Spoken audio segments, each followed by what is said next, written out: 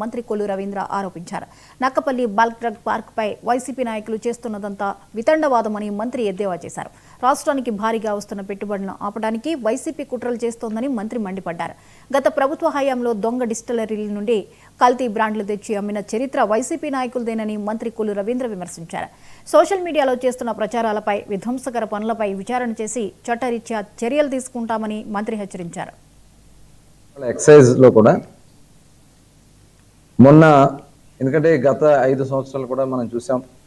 జగన్మోహన్ రెడ్డి ప్రభుత్వంలో డిస్టరీసే వాళ్ళ సొంతం చేసుకున్నారు, రిటైల్ కూడా వాళ్ళ మనుషులతో పెట్టుకున్నారు. గవర్నమెంట్ షాపుల పేరు మాత్రమే గవర్నమెంట్ షాపు, అమ్మే మనుషులు వాళ్ళే, ట్రాన్స్పోర్ట్ చేసే మనుషులు వాళ్ళే.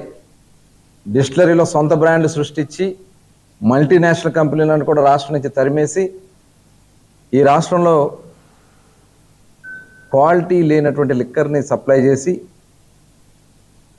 ఆనాడు అనేక మంది ప్రాణాలు పోవడానికి కారకులయ్యారు. అదే కాకుండా ఎక్కడ కూడా ల్యాబ్లో టెస్టులు ఉండేది కాదు, కేవలం ఆల్కహాల్ స్ట్రెంత్ ఒకటి మాత్రమే ఉన్న ల్యాబ్లో టెస్ట్ చేసేవారు. కానీ మా ప్రభుత్వం వచ్చిన వెంటనే ఆనాడు జరిగినటువంటి దాని మీద సిట్ ఏర్పాటు చేసాం, ఒక వైట్ పేపర్ రిలీజ్ చేసాం, ఎంత దోపిడీ జరిగిందని పెట్టాం. ఇవాళ సిట్ అంతా కూడా ఎంక్వైరీ చేస్తాం.